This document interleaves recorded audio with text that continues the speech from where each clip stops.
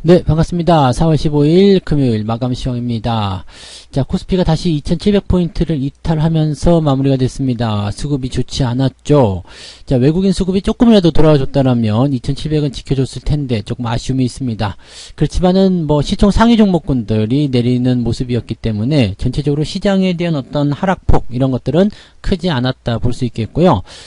시총 상위 종목이 전체적으로 내림세를 보인 반면에 중소형주들은 또 강세를 보인 종목들이 많이 있었습니다. 그래서 전체적으로 또 시장 상황을 놓고 본다거나 또는 포트 상황을 놓고 본다라면 계좌는 조금 올라가 있다라고 보실 수가 있겠습니다. 오늘 같은 경우도 대체적으로 계좌가 한 2% 가까이 상승하는 분들도 많이 계시던데 시장이 하락하는 것과 관계없이 종목을 좀 지켜보는 전략이 유효하다라고 볼 수 있는 내용이 좀 되겠습니다. 그래서 그런 내용들 같이 조금 알아보도록 하죠. 자, 차트 보면서 설명 이어가도록 합니다. 자, 종합주가지수 상황 보시면은요. 자, 2696포인트죠. 2700 밑으로 떨어지는 모습인데요. 여전히 저점권은 유지가 되고 있습니다. 그래서 뭐 크게 문제는 없는 상황이고요. 지금 전체적으로 종목이 다 떨어지는 게 아닙니다. 대형주들만 조금 약세를 보이고 있는 거고요. 그 대형주와 반하는 그런 중소형주들은 또 강세를 보였단 말이죠. 그래서 지금 실질적으로 이제 차트 상황을 좀 놓고 보시면은요. 대형주 같은 경우는 지금 계속적으로 바닥권 헤매고 있지만 중형주나 소형주들은 이미 올라서고 있는 모습이 나타나고 있다는 얘기입니다. 그러니까 이게 어떤 것을 의미하냐면 대형주 쪽에 매수가 많이 쏠리지 않는다는 이야기죠. 특히 외국인들 매도가 진행되는 모습이 나타나다 보니까 그런 형태라고 판단하시면 되겠습니다. 그래서 지금 소형주가 더 강한 모습이고요. 그 다음에 중형주는 이제 상승세로 지금 접어들고 있는 그런 형태, 대형주는 여전히 밑에서 헤매고 있는 형태. 자, 그렇다고 해서 많이 밀린 건 아니에요. 많이 밀린 건 아니기 때문에 뭐 대형주만 갖고 있는 분들은 약하긴 하지만 마이너스가 계속 지속되고 있는 그런 형태의 모습이 되고요. 포트폴리오를 골고루 뭐 대형주도 있고 중소형주도 있고 이렇게 있는 분들은 어느 정도 상승세를 보였을 테고요. 중소형주의 비중이 좀 많으신 분들은 뭐 시장이 빠지거나 말거나 관계없이 계좌는 올라가 있을 거라 생각하시면 되겠습니다. 그래서 여러분들이 지금 중소형주 종목군들 버리지 말고 계속 들고 가는 거 굉장히 중요한 전략이고요. 그 다음에 신규로 매수를 하신다고 하더라도 대형주 떨어진다고 계속 사는 게 아니라 중소형주 쪽으로 일단은 진입을 해주시는 것이 유리하다. 이 말씀 계속 드리고 있죠. 자, 요것들 잘 참고하시기 바랍니다. 오늘 코스닥 같은 경우는 오히려 코스피보다는 조금 하락폭이 좀 덜했습니다. 그래서 오히려 양봉이 나타나는 모습이었고요. 924포인트까지 올라서면서 마무리가 좀 됐습니다. 다만 이제 역시 마이너스권 유지하고 있다는 거고요. 코스닥도 역시 시총 상위 종목 분들의 부담스러운 모습은 계속되고 있다라고 생각하시면 되겠습니다. 수급 보도록 하죠. 오늘 수급 동향에서는 외국인들 그 다음에 금융투자 엄청나게 팔아먹었습니다. 어제 만기까지 해가지고요. 에너지 다 썼을 거예요. 그래서 팔아먹는 모습으로 지금 집어 던지는 형태인데 금융투자만 연기금만 지금 가만히 있는 편이고요. 금융투자가 5천억을 매도했고 외국인은 3천억 넘게 매도를 했습니다. 대형주가 약세를 보일 수밖에 없겠죠. 아마도 뭐 안 봐도 비디오겠습니다만 삼성전자, 하이닉스 쪽에 매도가 좀 많이 쏠렸을 거라고 생각하실 수 있겠습니다. 코스닥도 마찬가지예요. 코스닥도 지금 시총 상위 종목군들이 떨어져 있는 모습이기 때문에 실질적으로 이제 장수, 이 시장의 어떤 지수 이런 포인트들은 올라가지 못하고 있다고 생각하시면 되겠습니다. 이게 이제 수급 동향인데 얘네들이 이제 우상향으로 전환이 돼야 돼요. 매수가 계속 들어와 줘야지 중소형주의 상승폭이 조금 줄어들게 되고 대형주의 반등이 나타나게 됩니다. 그래서 지수도 같이 끌려 올라가는 그런 형태가 나타나게 되는데 아직은 수급이 개판이라고 봐야 되겠죠. 그래서 이 개판인 수급을 어떤 식으로 이끌어내느냐 거기가 이제 시장의 반등 포인트다라고 보시면 되는 겁니다. 그래서 대형주들은 지금 당장은 공격적인 매수 접근이나 이런 것들은 하지 않는 게 중요하겠죠. 자, 시총 상위 종목군들 보도록 할게요. 지금 다 10% 정도 합니다. 그리고 많이 빠졌어요. 셀트리온이 지금 14위까지 밀렸는데 현재 마이너스 3.3% 하락을 하는 모습이고요. 삼성전자가 지금 400조가 깨졌습니다. 시총이 400조가 깨지면서 오늘 1.3%대 다시 또 저가 만들어내는 모습이죠. 66,600원에 마무리가 좀 됐고요. 하이닉스도 마찬가지 108,000원에 뚝 떨어져서 마무리가 됐습니다. LG에너지솔루션 마찬가지고요. 다 빠졌습니다. 현대차만 지금 보합권으로 마무리되는 모습이고요. 지금 다 하락하는 모습이죠. 아침에 올랐다가 떨어진 종목들도 많아요. 그래서 그런 종목군들의 모양새들이 시장을 끌어내렸다 보시면 되겠습니다. 두 번째 턴으로 넘어가도 마찬가지죠. 조선주만 조금 올랐어요. 현대중공업이 강하게 상승하면서 주가 상승을 좀 키웠던 모습이고요. 대형주에서는 유일하게 여기 올라오지 않았을까 생각됩니다. 물론 조선주들 움직임들은 나쁘지 않았다고 보여질 수 있겠습니다만은 그래도 이제 덩치가 좀 있는 종목에서는 이제 이 이 현대중공업이 좀 강한 상승을 보였다라고 보셔야지 맞지 않을까 생각됩니다. 뭐 그런 정도의 모습밖에 없습니다. 그래서 지금은 전체적으로 다 밀려 내려간 상황이고, 그나마 뭐 위드 코로나 관련한 부분에서는 대한항공 같은 경우가 그나마 자기 자리 좀 지켜줬다 이렇게 생각하실 수 있는 부분이라서 그런 정도까지만 우리가 참고하시면 되지 않을까 생각됩니다. 자, 그다음에 코스닥 같은 경우는 마찬가지예요. 지금 시총 상위 종목들 다 내린 모습이고요. 엔터주들은 이제 위드 코로나 관련한 부분에서 상승이 좀 진행됐죠.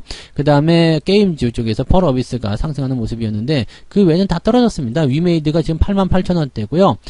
그 다음에 LNF, 뭐 셀트론 헬스케어, 에코프로비엠 뭐 할 것 없이 다 하락하는 모습입니다. 그래서 전체적으로 보면은 이제 코스닥 쪽의 시총 규모만 떨어진 것이 아니라 이 뿐만 아니라 코스피도 전체적으로 좀 시총 규모까지 떨어져 있다라고 보시면 되겠네요. 자, 지금 여기 보이지 않는 거 시젠 같은 경우도 오늘 낙폭이 굉장히 큽니다. 마이너스 7%대 하락이죠. 그래서 이런 모습들이 나타나고 있다는 겁니다. 이거는 위드 코로나 관련한 부분에서 진단키트가 좀 이제 수요가 줄어들 것이다 이런 얘기가 나왔기 때문인데요. 이 이야기는 진즉부터 계속 해드렸죠. 1년째 제가 얘기하고 있는 모습인데 아직까지도 주가가 하락하고 있습니다. 그래서 이런 부분들은 여전히 지금도 계속적으로 안 좋다라고 생각하셔야 되는 부분이 되겠습니다.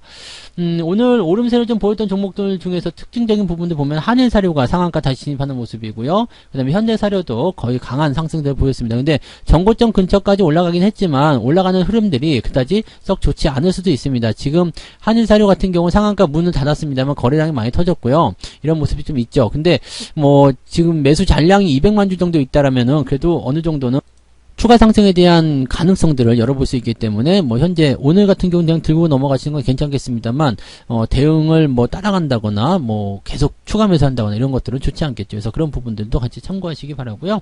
그 다음에 동신건설이 상한가 진입하면서 마무리가 좀 됐습니다. 이것도 지금 보면 뭐 재건축 수요라든지 이런 것들 있죠. 그래서 관련한 종목들, 조그만 종목들, 건설주들 많이 올라가는 모습 좀 보일 겁니다. 그래서 그런 부분들이 같이 연결되어 있었다라고 보시면 되겠습니다. 근데 꼭 뭐 동신건설뿐만 의 내용이 아니겠죠. 이제 정책주들이 돌아서는 모습이기 때문에 여기에서 어떤 기대감들을 계속적으로 보셔야 된다고 보시면 됩니다. 그래서 시멘트 관련주 쪽에서 한일시멘트 같은 경우는 3%대 상승이 나타나는 모습이었고요. 전체적으로 좀 강세를 보였던 것 같아요. 아세시멘트, 삼표시멘트 뭐 이런 것들, 그 다음에 페인트에서도요. 조강페인트, 노루페인트가 전체적으로 오름 흐름을 만들어냈습니다. 그래서 이런 부분들도 우리가 참고해 보실 필요가 있겠죠. 그러니까 테마주가 계속해서 순환을 하면서 돌고 도는 그런 형태의 모습도 보여주고 있기 때문에 여기에 대한 기대치들을 우리가 생각하시는 것도 좋지 않을까 보여지고요.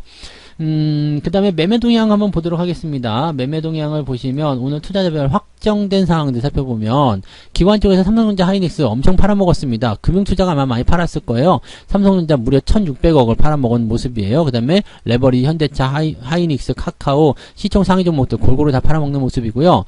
그 외에는 지금 삼성전자 팔아먹은 쪽이 여기는 투신 쪽은 하이닉스고요. 연기금이겠죠 아마? 연기금이 팔아먹은 모습. 그리고 LG에너솔루션 이건 도대체 왜 이렇게 많이 사는지 모르겠는데 계속 사고 있는 모습이긴 합니다. 약간 이제 연기금은 조금 이 대응 전략이 좀 다르긴 하겠습니다만 기관 총계로 봤을 때 일단은 2,400억에 달하는 엄청난 매도가 나왔다. 그리고 SK 하이닉스가 떨어졌다. 이런 모습들이 나타났죠. 그 다음에 인버스 쪽 순 매수가 있었기 때문에 이 부분을 이제 반대로 생각하게 되면 이제 월요일 날은 좀 주가 올라갈 수 있지 않겠나 생각하는 모습이긴 한데 이런 것들은 뭐 절대적인 건 아니기 때문에 신경 쓰실 필요는 없겠고요. 근데 이 기관 쪽에서 인버스 매수를 가장 많이 해주는 즉 매수 순위 1등으로 들어가는 이런 타이밍이 오게 되면 대체적으로 다음날 주가가 올라가는 경우들은 좀 있더라고요. 그래서 그런 것들 한번 생각해 보실 필요가 있겠습니다. 기관 쪽이 매수한 것들은 대체적으로 현대 미포조선이라든지 한국항공우주, 두산팝켓 뭐 이런 종목들 위주로 매수가 좀 들어가 있는 모습이었고요. 매도는 시총 상위에 있는 거 그냥 갖다 다 집어던지는 그런 모습이었습니다. 외국인들 같은 경우도 마찬가지죠. 삼성전자 2,000억을 갖다 팔아먹었고요. 하이닉스는 좀 덜 팔았는데 삼성전자 무지막지하게 팔아먹었습니다. 그러니까 기관하고 외국인 합쳐가지고 무려 4,500억이 나왔다는 얘기인데 어마어마한 얘기죠. 삼성전자에서 하루 만에 4,500억 쏟아 나왔다. 대단한 매도가 아니겠습니까? 그러니까 이거를 또 개인들이 또 다 받았다는 거잖아요. 그러니까 이런 모습들이 실질적으로 좀 약간 비정상적인 시장 상황들을 보여주고 있다 보시면 되겠죠.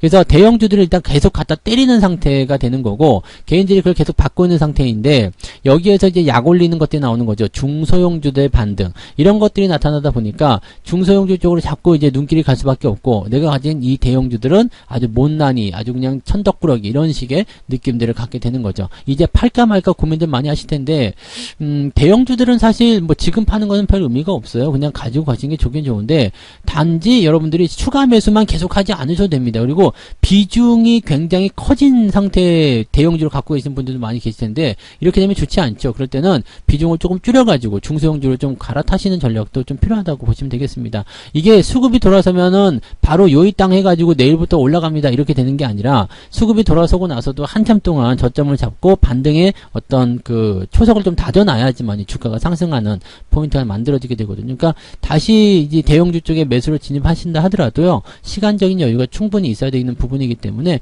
뭐 그렇게까지 뭐 이렇게 막 조급하게 생각하시거나 그럴 필요는 없을 것 같아요. 그러니까 대형주 매수는 지금 하지 마시고 매도도 별 의미 없습니다. 매도도 하지 마시고 매수도 하지 마시고 그냥 냅두세요. 냅두시고 지금 현재로서는 수익을 좀 발생시킬 수 있는 매매는 중소형주에 달려있다는 것만 좀 아시면 될 것 같습니다. 그래서 중소형주 매매 쪽에 좀 집중하시는 전략을 세워주시면 좋을 것 같고요. 이 중소형주 쪽에서도 이제 정책주로 들어가게 되면 이제 순환하면서 주가를 올려주는 상황이 벌어지기 때문에 조금 더 괜찮은 흐름이 나타날 수 있습니다. 그리고 중소형주들이라고 해서 또 정책주라고 해서 모두 다 올라가는 게 아니기 때문에 개별주적인 부분에서도 개별 재료가 있는 종목들도 반등의 어떤 가능성이 있다면 그런 것들을 한번 살펴보시는 것도 괜찮겠죠. 지수가 내리는 것은 큰 의미가 없습니다. 지금은 대형주가 밀리는 상태이기 때문에 대형주의 변동폭은 크지 않다. 그래서 여러분들이 받아들이는 충격은 크지 않을 겁니다. 비중이 일정하게 골고루 들어갔다면 뭐 대형주 조금 밀린다고 해서 벌벌 떨 이유는 없을 것 같고요. 대신에 중소형주가 그것을 받아 올려주기 때문에 지수가 내려가도 계좌는 플러스로 넘어가는 아주 좋은 현상들을 만들어내고 있다는 얘기죠. 자, 이렇게 된다면 여러분들이 포트폴리오의 어떤 파워가 어떻게 쏠려 있느냐에 따라서 이 계좌의 수익률이 달라질 수 있는 상황이 좀 되겠습니다. 그래서 지금은 이런 전략들을 잘 구축하시고 가시면 이제 나중에 이제 뭐 수급이 들어와서 대형주를 끌어올리는 그런 장이 왔을 때 중소형들이 그때는 못 가거든요. 그러면 그때 수익이 난 것들 정리하면서 대형주 쪽에 대한 매수를 차곡차곡 해놓으시면 포트폴리오가 아주 자연스럽게 네, 시장의 흐름대로 진행될 것이다 보시면 되겠습니다. 자, 그렇게 진행하셔야 되는 거예요. 그래서 그 부분들 꼭 잊지 마시고요. 자, 한 주간 고생들 많으셨습니다.